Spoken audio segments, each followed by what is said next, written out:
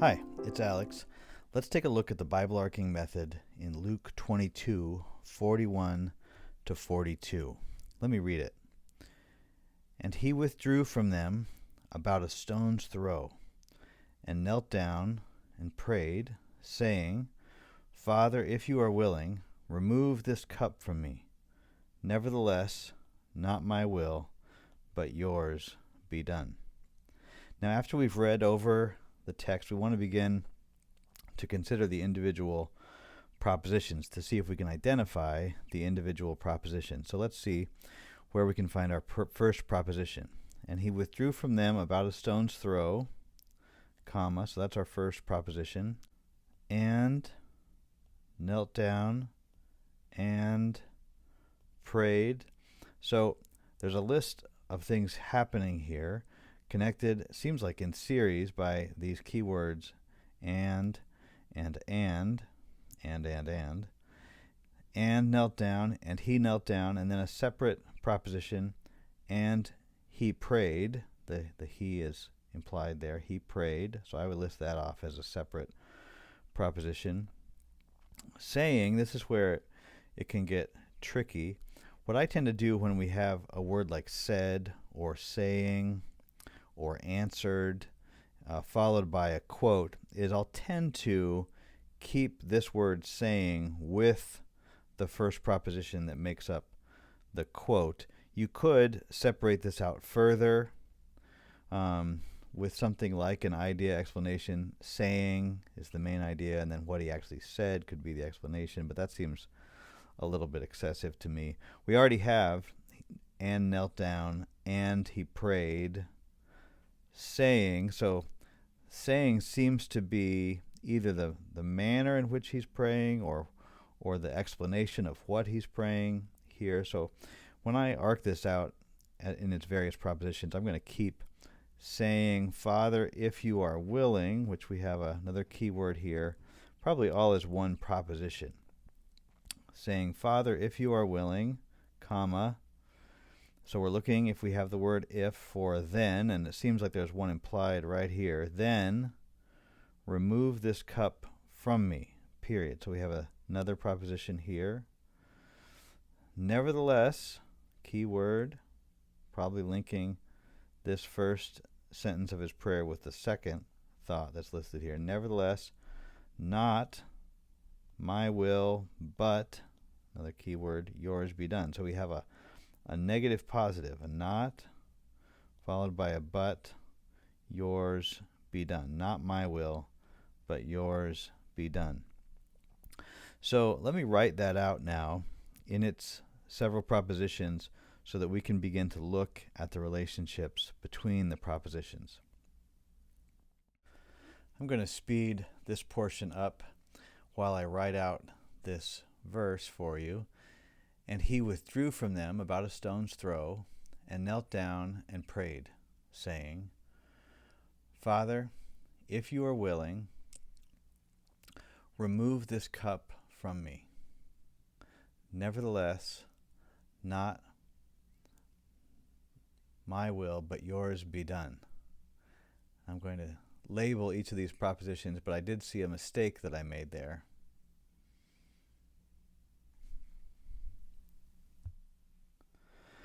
I'm going to draw my line down the left side and then draw an arc over each proposition so that I can begin to consider the relationships between each proposition. Let me start at the beginning. And he withdrew from them about a stone's throw and knelt down and prayed, saying, so it seems like right away we have a series here, and it does seem like the content of this prayer in verse 42 could be drawn under one arc. And so what I'm going to do is I'm going to come down and consider the content of this prayer before coming back to what seems like a series which provides the context for the prayer itself. So let's see if that bears out as we walk through this prayer. So we get to verse 42 saying, Father, if you are willing. And here, with the word saying, it's like the word prayed. Anytime you have saying, said, answered, followed by a quote, you can break that out separately if you want to. I've chosen, and what I usually do is to keep it together with what is said. It just makes sense, especially because we already have the word prayed here, and we can consider the relationship here after we take care of this prayer. But I'm going to keep this saying together with what he actually said, saying, Father, if you are willing. So we see this word if, and we're looking for a then remove this cup from me. So we have here a conditional if then relationship, which then takes us to the second sentence of the prayer. Nevertheless, which points us to a concessive relationship. Then we have another key word, not my will, but yours be done. So before we deal with this concessive, I think within this sentence, the relationship that's being displayed for us is the negative positive, not my will, but yours be done. So we have a negative and a positive here. And then we can consider the relationship between these two sentences, which we come back to this word nevertheless, which points us to the relationship of concessive. He's conceding, he's praying, remove this cup.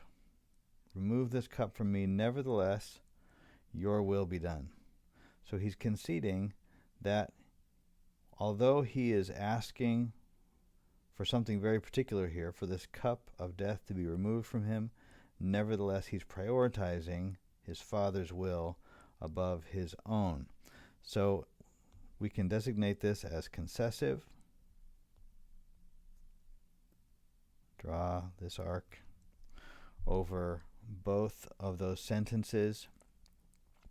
And then my eye goes back up above to the relationship between, that we mentioned, between and prayed, because we have this series that we're going to come back to, but we have to answer this question of what is the relationship here between 41C and the content of the prayer.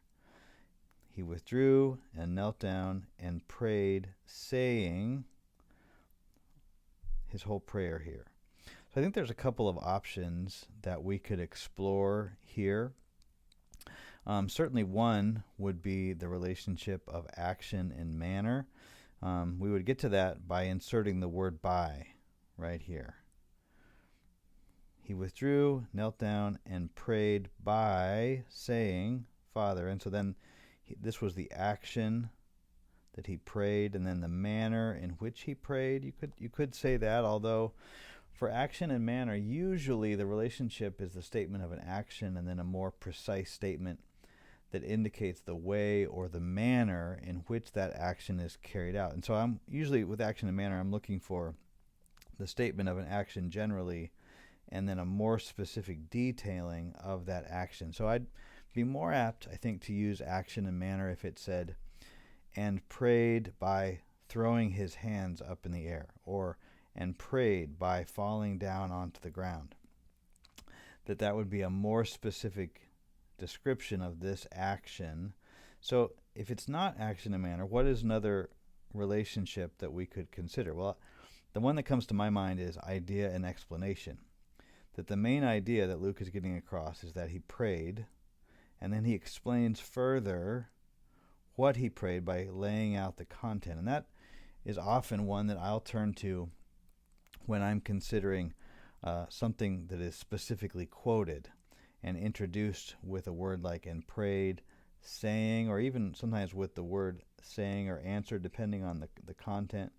You can use an idea and then explanation, or in this case, the prayer is the main idea, and then what he said, the specific content, is a more full explanation. So I think idea explanation is the best way to go here. So I'm going to label this idea explanation, draw my arc over the top, And that brings us back then to what we have in series, that he withdrew from them, Jesus withdrew from his disciples about a stone's throw, and he knelt down and prayed. And so we have a series of really three actions that followed one another and led up to this praying of this prayer. So I'm going to label that as a series, and then step back and consider